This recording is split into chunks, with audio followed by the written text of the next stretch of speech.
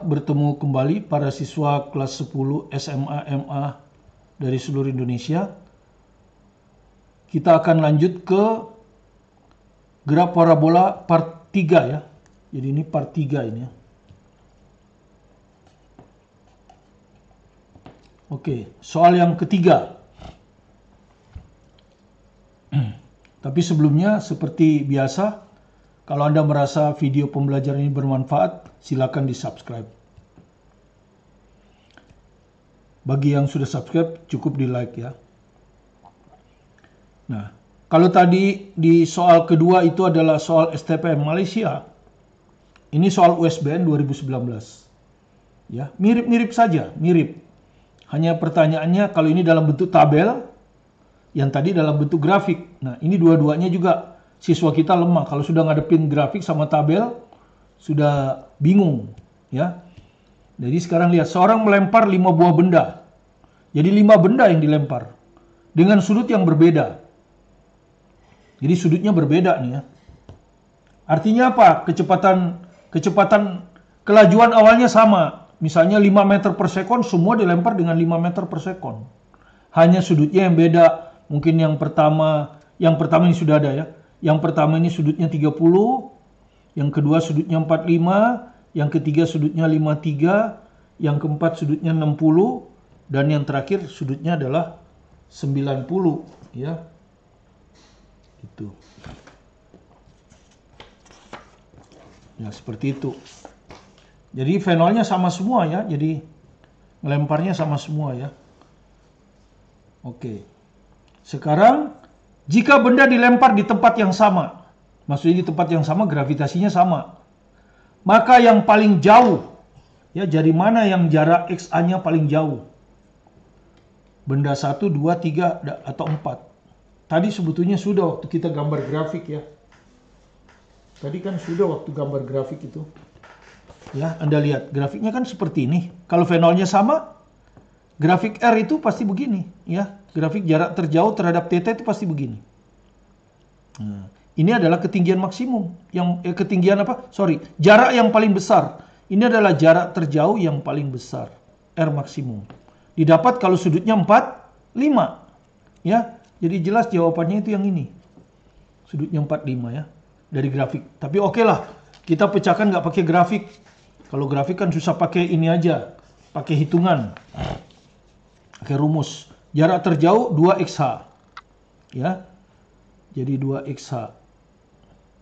Jadi sekali lagi tadi dari grafik lihat ya. Jadi dari 0. Ingat sudut elevasi kita paling tinggi 90. Kita nggak mungkin lempar lebih besar. Kita kan begini tuh. Sudutnya kan paling, kalau 90 aja gerak vertikal ke atas. Jadi sudut kita selalu lebih kecil 90. Paling besar 90. Ya. Itu sudut elevasi kita rubah-rubah. Ini kan sudut elevasinya dirubah-rubah. Kecepatan awalnya sama ya. Kelajuan awalnya sama. Gravitasinya juga sama. Nah, Anda lihat. Ya, paling tinggi itu ke sini. Ini tadi Anda sudah tahu ya. R maksimumnya apa tadi? V0 kuadrat per 2G. Nah, inilah jarak terjauh paling besar. V0 kuadrat per 2G. Ya. Itu tercapai kalau sudut elevasinya 45. Ini secara grafik tadi sudah kita buat. Sekarang kita buat dengan hitungan 2XH ya, 2 yang kita hafalkan XH. XH itu sinus ya, sinus. Jadi V0 kuadrat per 2G, sinus, semua sinus.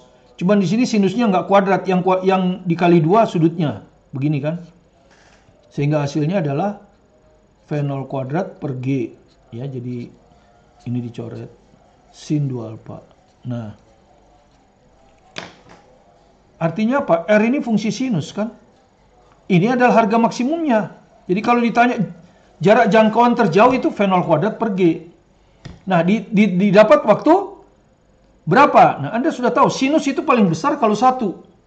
Harga sinus itu paling besar 1. Tidak ada sinus yang harganya 1 lebih.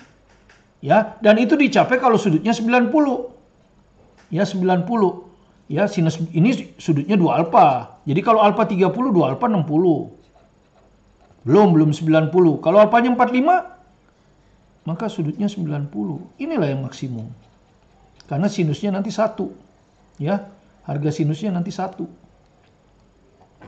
Jadi untuk ini Misalnya kalau mau kita hitung ini adalah V0 kuadrat per 2G sinus 60 kan.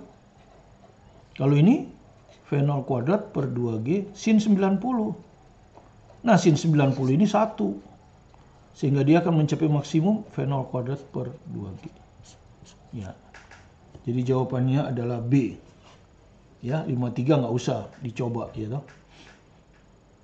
Pasti lebih kecil karena sinus paling besar 1.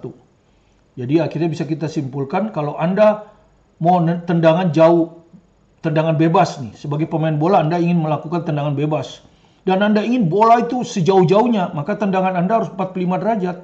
Sudutnya harus 45 derajat. Maka bola akan melambung paling jauh. Paling jauh tiba di tanah. Oke? USBN 2019 ya. Kalau tadi Malaysia pakai grafik.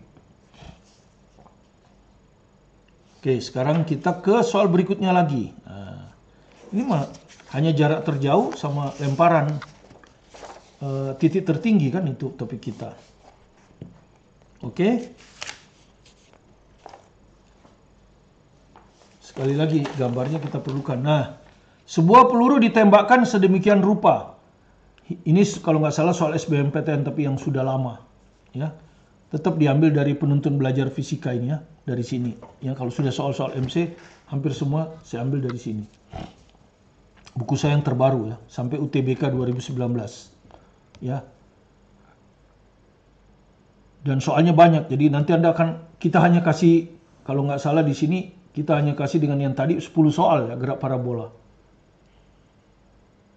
Sisanya Anda bisa belajar dari buku ini dan buku ini ya, yang satu lagi. Oke. Sebuah peluru ditembakkan sedemikian rupa hingga jauh tembakannya sama dengan 3 kali tinggi maksimumnya. Jauh tembakan itu XA ya. Jadi kalau kita tulis seperti ini. Ya. Jauh tembakan 3 kali tinggi maksimum. Ya. Jauh tembakan itu R. Tinggi maksimum itu YH. R itu apa? 2 kali jarak titik tertinggi. Karena yang kita hafal rumusnya kan XH dan YH. Ya. Berapakah nilai tangan theta? Kalau sudut elevasinya theta.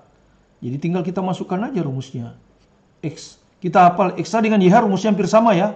Kalau Y kuadrat, kalau X bukan kuadrat. Jadi ini V0 kuadrat per 2G sinus 2 alfa. Nah, kalau nanti 2-nya ditendang ke atas. Kalau Y kuadrat kan, 2-nya ditendang ke atas. Sinus ini ditendang ke atas nih. Jadi sin kuadrat alfa. Begini. Nah, baru kita coret yang sama. V0 kuadrat, V0 kuadrat, 2G, 2G. Oke, baru ini 2 sisa 2. Terus sin 2 alfa adalah 2 sin alfa cos alfa. Ya. Sin 2 alfa itu adalah 2 sin alfa cos alfa, ya. Jadi hafalkan saja. Ini nanti Anda belajar di kelas 11. Tapi untuk gerak parabola ya terpaksa kita hafalkan. Tidak terlalu sulit. Ini 3 sin kuadrat alfa. 3 sin kuadrat alfa itu kan bisa saya rubah sin alfa kali sin alfa. Nah, karena persamaan yang sama boleh saya coret kan gitu. Nah, jadi ini dapat 4 cos alfa sama dengan 3 sin alfa. Nah, sin alfa per cos alfa kan gitu. Kali silang kan. Cos alfa 4 di atas. Ya, nih. 3 sin alfa. Nah, jadi 4 per 3. Jawabannya D. Ya. Sederhana saja. Saya harap Anda mengerti. Nah, soal terakhir ini karena ada yang tanya bagaimana kalau parabolanya bergerak di bidang miring, ya toh? Nah, itu soal terakhir. Bagaimana kalau parabolanya bergerak di bidang miring? Nah, ini soalnya. Ini pernah keluar di OSK ya, Olimpiade Sains Kota. Saya lupa tahun 2016 atau 2017, lupa saya. Ya. Juga diambil dari buku ini, Penuntun Belajar Fisika kelas 10 Martin. Ya, ini banyak soal ya. Jadi sisa dari gerak parabola Anda bisa pelajari dari sini, plus Anda bisa juga pelajari dari sini, terutama soal esai, ya, dan soal MC dan soal Olimpiade ada di buku ini. Kalau di sini enggak, ya, di sini aja.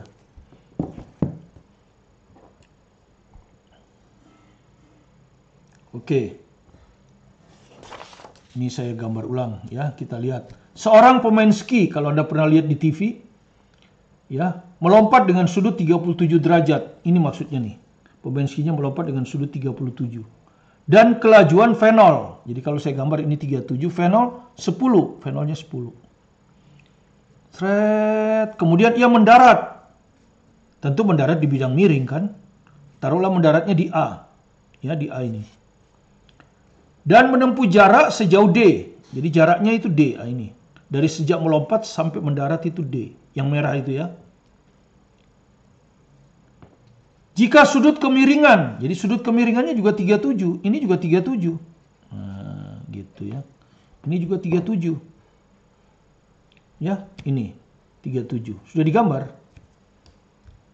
Jarak D yang ditempuh. Jadi D-nya yang ditanya. Berapa harga D ini? Ya. Berapa harga D ini? Nah, begini. Nah, walaupun dia bergerak di bidang miring, bisa saja kita tinjau terhadap sumbu X yang horizontal dan sumbu Y yang vertikal. Di mana hanya pada sumbu Y bekerja gravitasi. Sumbu X tidak. Jadi tetap ini GLB. Ini GLBB. Gitu. Soal bidang miring nanti dihubungkan pakai sudut. Gitu. Misalnya ini. Kalau di titik A kan ini YA-nya. Di bawah ya, jadi negatif nanti. Tapi yang kalau kita masukkan rumusnya udah betul, dia otomatis negatif. Yang ini di sebelah kanan. Hubungannya apa? Tangen. Ya, tangen ini sisi di depan sudut per sisi di dekat sudut. Itu aja kalau bidang miring. Ya, dihubungkan dengan tangen. Selesai. Oke. Sekarang sumbu X, GLB kan? Gerak lurus beraturan, ya kan? Sumbu Y, gerak lurus berubah beraturan. Seperti biasa kita hitung dulu V0X-nya. V0X itu apa? V0 cos alpha pasti kan? Di sini cos 37. Ya toh? Nah, cos 37 berapa? Nggak ada. Yang ada sin 37 nih. Nah, sin 37 0,6. Kan gitu. Ya. Triple Pitagoras ini kan. 6/10 kan. Anda tahu ini 6/10.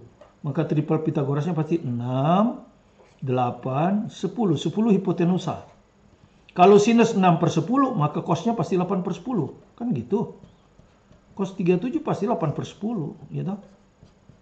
0,8. Nah, jadi 0,8 ini. V0-nya 10 ya. 10 kali 0,8. Jadi sama dengan 8 ya.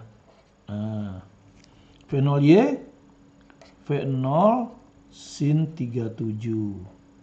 V0-nya 10, sin 37 0,6. Jadi 6. Oke. Ya, sekarang cari karena GLB, maka X-nya V0X kali T. Ya toh? X-nya V0X kali T. X-nya tentu XA. Ya. V0X-nya sudah nih 8. T-nya nggak tahu ya, nggak, biarin aja. Ya, biarin aja nggak tahu. Ya, ini persamaan nomor 1. Sekarang yang delta Y. V0YT plus setengah AY T kuadrat kan gitu kan? Delta Y-nya YA. V0Y-nya 6. T-nya ya T. AY min 10 kan ya? AY-nya min 10. Ya. AY min G. Jadi min 10. Min 10 ini 5. Jadi min 5 ya, langsung aja. Min 5 T kuadrat. Nah, gini ya. Kemudian di sini ada T. Jadi ini saya keluarkan T. Maka ini sisa 6 kurang 5T. Ya. Perhatikan T-nya saya keluarkan. Ini sisa 6. Ini sisa 5T. Ini persamaan nomor 2. Oke. Nah, sekarang sudah selesai. Nah, di bidang miring tinggal dihubungkan ini. Ya. Ini. Ini sudutnya bukan 37, tangan min 37. Makanya ini min. Jadi tangan min 37, gitu, sama dengan sisi di dekat sudut, ini ya. Sisi di depan sudut, ini. YA. Sisi di depan sudut, dibagi sisi di dekat sudut, ya kan? Sisi di dekat sudut. Ini. X ya toh? XA. Ya, begini. Ya toh? Nah, tangen, lihat ya. Tangen itu kan sin per cos. Ya kan? Sin per cos. Jadi kalau kita pakai segitiga beginilah. Kalau minus ya toh.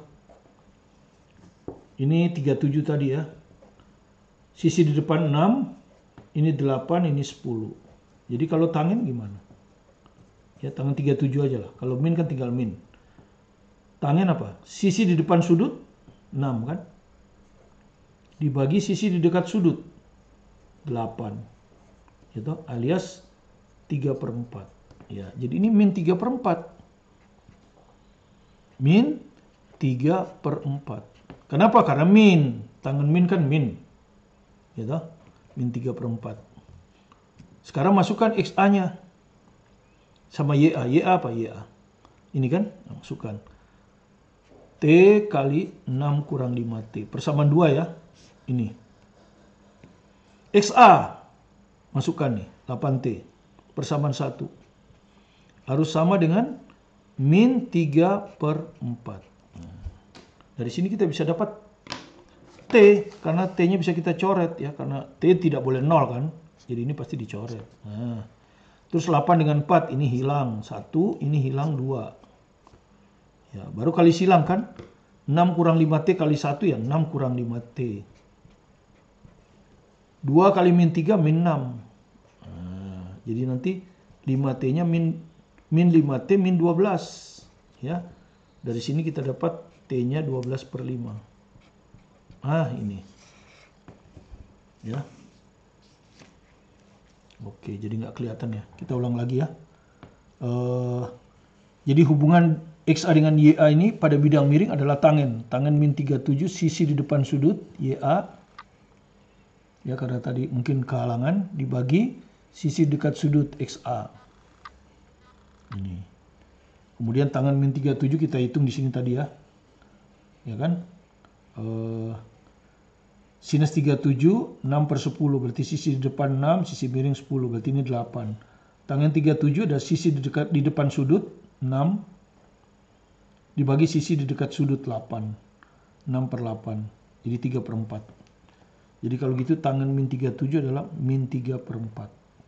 Kan begitu. Kemudian T kita coret karena tidak boleh 0. 4 dengan 8 dicoret 2. Ya. Tinggal kali silang. 2 kali min 3 min 6. Ini kali ini. Min 5 ini pindah ke sana min 12. Jadi T-nya 12/5. Ya. Nah. Dari kalau T-nya 12/5, XA-nya bisa kita hitung kan? Ya, XA-nya bisa kita hitung.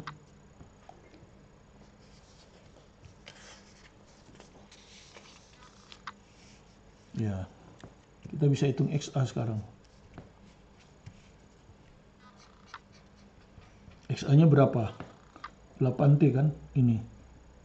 8T.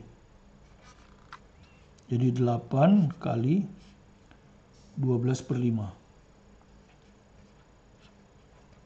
Nah, begini XA. Loh, yang ingin dihitung bukan XA ya.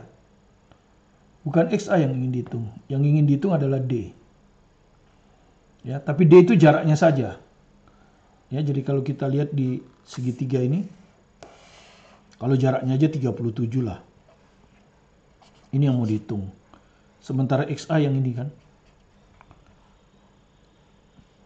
8 kali 12/5. Nah, apa ini? Cos kan ya? Cos 37. Coba, cos 37. Ini kan hipotenusa ya. Cos 37 adalah sisi di dekat sudut. Nah, ini kan XA per sisi hipotenusa. Hipotenusanya D. Nah, kan gitu. Jadi D-nya sama dengan XA per cos 37. Nah, seperti itu ya. Jadi tinggal dihitung, XA-nya apa? 8 kali 12 per 5. Cos 37, udah tadi 0,8 ya. 0,8. Nah, tinggal dihitung ya. Ini dibawa ke bawah ya. Jadi 8 kali 12 dibagi 5 kali 0,8. Nah, begini. 5 kali 0,8 berapa? 4 ya. 4 dibagi dengan 12, 3. 8 kali 3, 24. Nah, inilah D. Jadi D-nya 24 meter. Ya. Ya, ini jawaban A. 24 meter. Ya, jadi di kunci jawaban ini salah ya. Dia jawabnya D, salah. Nggak tahu saya kenapa bisa tertukar ya. Jadi bukan 12 tapi 24. Ya, kunci jawaban di sini salah. Ya. Jadi begitu, kalau ada gerak pada bidang miring, ya perlakukan aja seperti bukan bidang miring, ya. Perlakukan aja seperti gerak parabola pada X-nya horizontal, Y-nya vertikal. Nanti bidang miringnya transfer di tangan, ya, tangan kemiringan ini ditransfer di tangan. Selesai. Ya, jadi itu ada yang tanya, bagaimana kalau ada bidang miring gitu ya. Jawabannya seperti itu. Nah, ini salah satu contoh soal yang keluar di Olimpiade Sains. Ini sebetulnya adalah soal Gray Physics Test ya. Ini kalau nggak salah soal Gray Physics Test. Coba kita lihat ya. Halaman 117. 118.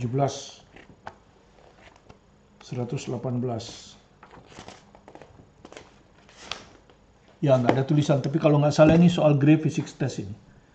Kalau tidak salah soal Gray. Graduate Record Examination Amerika. Ya. Cuma sudah saya rubah angkanya. Ya, karena kalau Gray itu soal Gray itu mungkin angkanya 45. Kalau 45 pakai akar-akar 2. Saya rubah jadi sudutnya 37, ya. Ya, beginilah contoh dari gerak parabola. Sudah selesai part 3. Dengan demikian gerak parabola sama dengan gerak vertikal ada 3 part. Ya, dengan mungkin sekitar 10 contoh soal dan teori yang terinci sudah saya bahas. Kalau Anda merasa kurang soalnya, Anda bisa beli buku ini. Ya, kalau Anda perlu soal terinci, soal esai dan contoh soal yang terinci, Anda perlu buku ini. Ya, jadi buku ini dasarnya, ini pengembangan contoh soalnya supaya kaya. Di sini juga ada soal MC dan cukup berbobot juga ya, bahkan mungkin lebih susah di soal-soal akhirnya. Dan di sini juga ada soal Olimpiade. Ya, jadi kalau Anda yang ingin mengikuti kompetisi, mungkin perlu memiliki buku ini sebagai latihan awal. Sebelum Anda membeli buku Olimpiade, saya juga menulis buku Olimpiade. Ya, tapi sudah berhenti sejak 2016. Belum diperbarui ya. Tapi soal yang beredar di toko buku juga 2016 itu adalah yang paling baru ya. Yang lain-lainnya ya sama aja sekitar itu ya. Terima kasih atas perhatian Anda. Sekali lagi bagi yang baru berkunjung dan belum subscribe, silakan di-subscribe. Yang sudah subscribe cukup di-like supaya kami bersemangat untuk selalu menyediakan pembelajaran matematika, fisika, kimia terbaik secara gratis dan diambil dari buku terbaik yang merupakan referensi dari SBMPTN, yaitu buku saya, ya, baik fisika, matematik, dan kimia. Saya Martin Kanginan, tetap semangat belajar mandiri di rumah.